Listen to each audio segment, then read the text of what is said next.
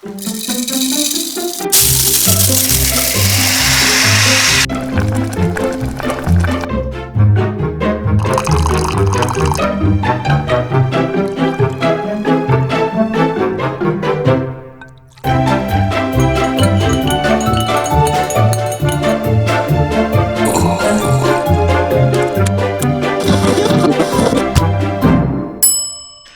morning and happy birthday, Camila. I did see that yesterday, so I'm glad you're celebrating and having a wonderful time. Thanks for being here with us. And thank you for being here with us today on the Weekend Prelude. This is the last one of 2020. What a tumultuous year indeed. We decided to kick off these Weekend Preludes a little bit earlier than we had anticipated. Eventually they will be live and in person as well as live streamed. But we kicked off the live stream bit because of our restrictions of meeting in person. Now, today's topic I am absolutely fascinated about. I really am excited because we called it Enhancing Your Experience. This was based on a, quote, non-musician. Well, they consider themselves a non-musician. I mean, if you have a pulse, you've got rhythm. If you can talk, you can sing. So in some respects, we're all musicians. It's just that we're not as familiar with music and the technical aspects as other people are. So this person was like very excited. They fascinated by what goes on, particularly in the live environment. Whenever they attend concerts and things, it's very exciting. They want to be there. They want to know more, and they just feel like it's a wonderful, fascinating experience. So I want to thank Julie Longan for actually sharing this idea for this topic. If you have any ideas for topics, please put them in the comments, email us, do whatever you want to do, and we'll explore these in future Weekend Preludes as well. But one of the reasons that I do like this topic indeed is because we need to actually make the decisions. We need to choose what it is that we're going to do and how we're going to experience something. A lot of it is up to us, whether you are a performer or if you are an audience member or even volunteer helping out behind the scenes. Every single experience that you have, you get to choose how you respond to it. And I really like what Jack Welch says. Jack Welch, he was the GM for GM Motors. I can't remember. Jack Welch was a famous businessman, okay, for a long time in the US. Revived a big company. I think it was General Motors that he revived. But he said this: we all have a responsibility. Everyone, whatever we do in life, we have a responsibility to excite and energize, to instill spirit, and find every way to celebrate. I love that so much. Find a way to celebrate.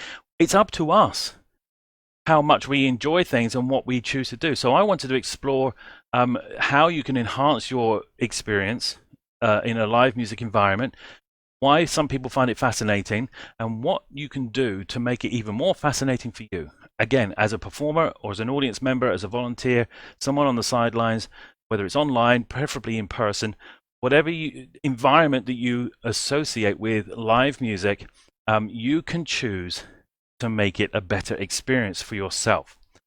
So the first thing, now, it may seem a little bit obvious, but actually we need to say this, okay? The first thing that everyone has to do is actually turn up. Actually be there. Go somewhere. Even if you're staying home and you're watching online, just turn up.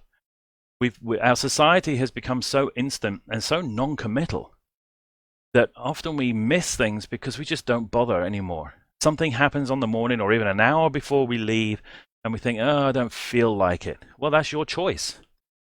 You choose whether or not to, how you respond to that feeling.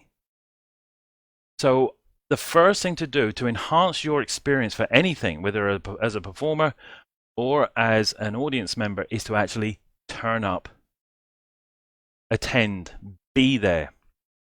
And there are 3 things that you can do to actually help you enjoy your experience a lot more once you do turn up. And how to turn up. The first thing is to actually decide if you're going to enjoy this. You make the decision before you go. So you get in the car and maybe you've had a rough day, maybe you burnt dinner or something, or maybe you had an argument with your neighbor, or your cat did something they shouldn't have done on the bed. So, there's lots of things in life that can go wrong. So as you're arriving, you have permission to decide there and then that you are going to enjoy this experience. No matter what goes on, no matter what happens, no matter what you learn, what you see for the first time, what you experience, what other people say or do, what all that kind of stuff, doesn't matter. I'm going to enjoy this experience. There, you decided. You choose to decide if you're going to enjoy something. So you turn up knowing that you're going to have a good time regardless of whatever goes on. And then once you are there, you can be present. Be mindful. Have your attention focus on what's going on. Listening, looking, hearing, all that kind of stuff. But be there. If your mind starts wandering to the fact that you did just have an argument or the cat, you've got to deal with the cat when you get home, whatever, then you're not present in the moment. How can that enhance your experience? How can you have a good experience if you're not mentally there? That makes no sense to me. But it requires a bit of effort on our part. And I think that's something that the society, the Western society in general, is losing, because we've got so much automation, we've got so much technology, we've got so much done for us. Even things like this, like video. We no longer have to use our imagination like we used to, because it's done for us. We don't have to think about it anymore, about the stories, about what things look like. Reading Harry Potter for the first time was a wonderful experience. And then watching the movie was a terrific experience. But now I can't unsee the movie. It was done for me. That imagination, the environment, all that kind of stuff. Even though they changed the environments and the scenes changed over the course of the 8 movies, I can't unsee it anymore. I don't need to use my imagination. So be present in the experience itself. And then, now this may seem a little different or a little unusual for audience members, but this is very important as an audience member. It's up to you to actually play your part. You need to do your part of this experience. You being there is part of the experience. Think about it. Why would a musician perform? They perform to communicate something. We know it's a language of emotions. That's what music is. So we're sharing something with other people. You are that other people. That's you. This is why we're doing this. So it's a two-way communication. If you're not present, if you've decided that you're not going to enjoy this, that you're already angry and, why am I even here? I wanted to go home and watch the game. If that's your attitude, the performers pick that up. We feel that. We see that. And then we're going to perform differently as a result. So be present and play your part as an audience member. Give us feedback. Let us know how we're doing. Be present. Listen to what's going on. Let it overwhelm you. Let it affect you. This is how you choose to enhance your experience in a live music environment. You turn up. You decide if you're going to enjoy this.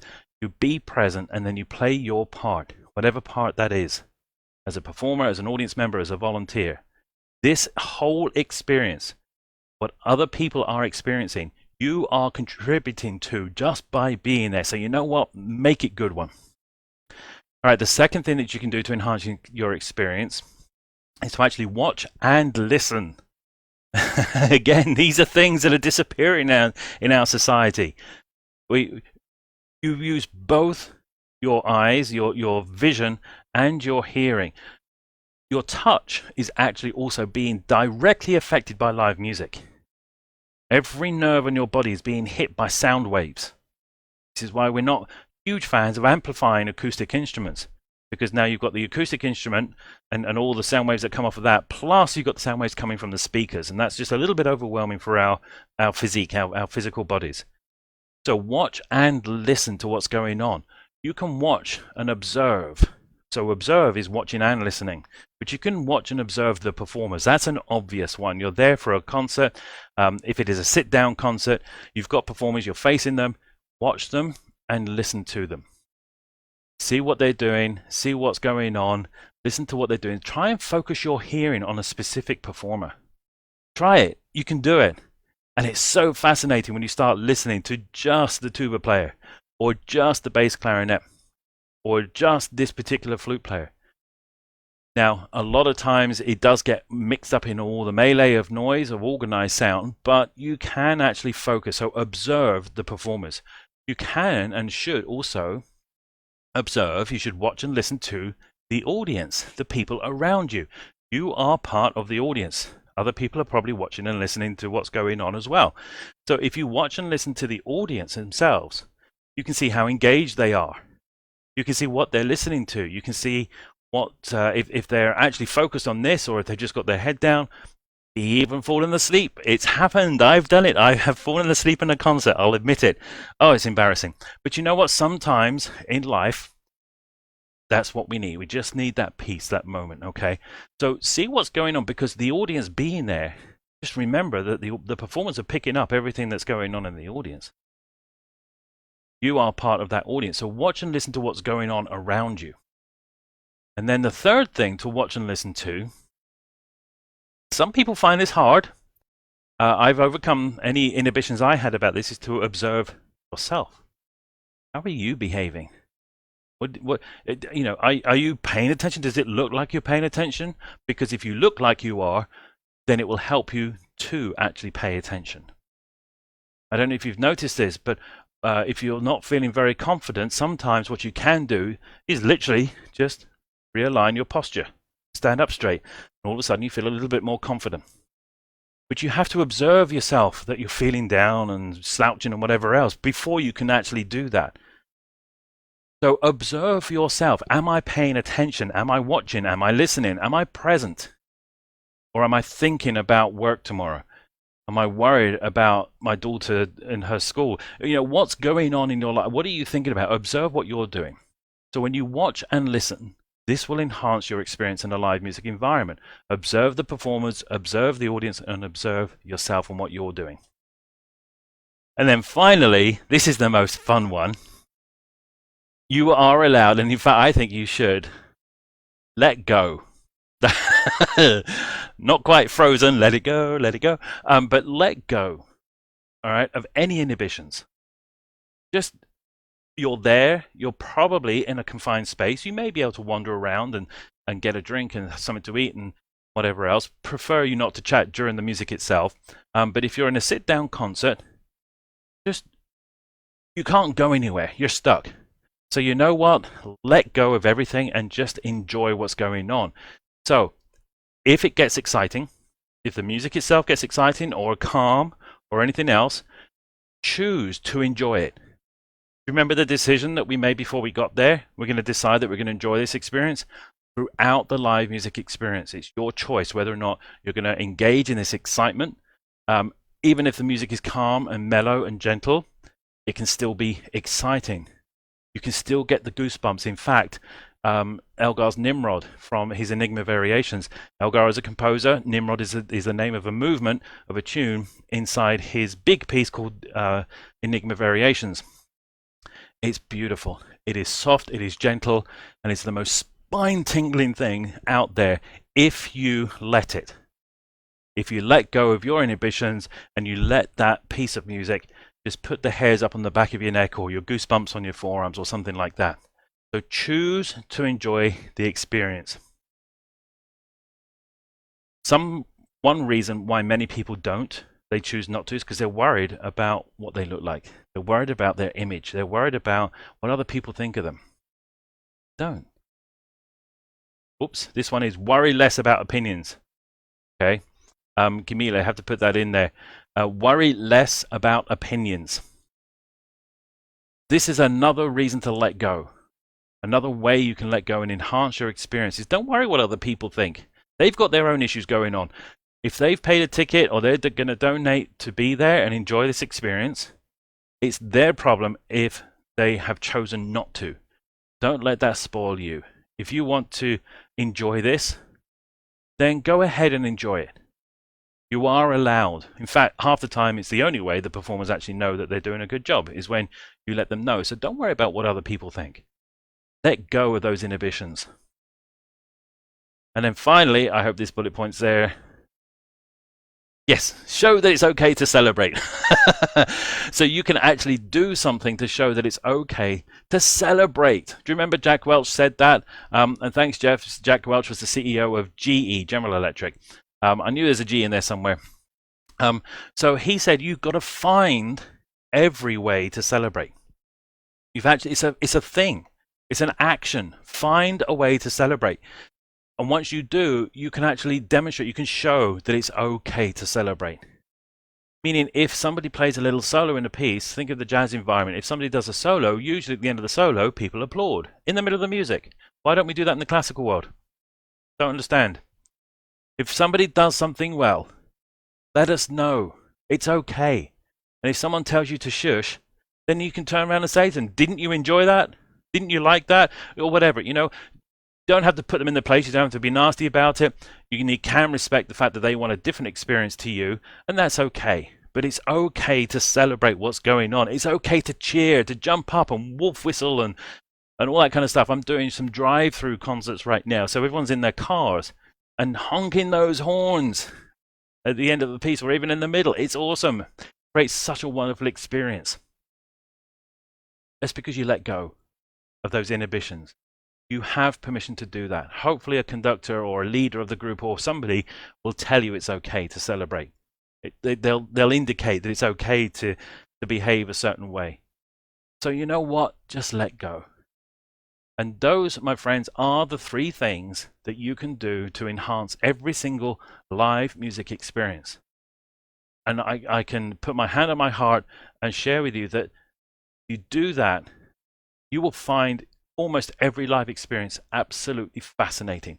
Watching people, seeing people have a great time, seeing yourself have a great time. It will change your world if you choose to let it. So turn up, actually, be present, be there, watch and listen to what's going on stage, around you, and in yourself.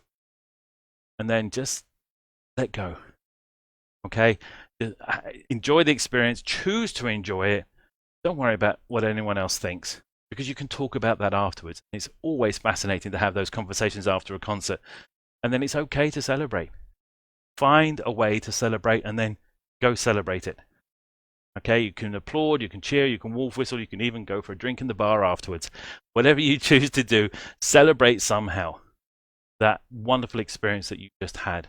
They're becoming more and more rare, so you need to decide up front how you're going to respond to this. I really hope this helps enhance your experience. I think this is a particularly fascinating message today, so please do share this video when it comes out on YouTube. Make sure you go in there and share it and help other people enhance their experiences of whatever they choose to do.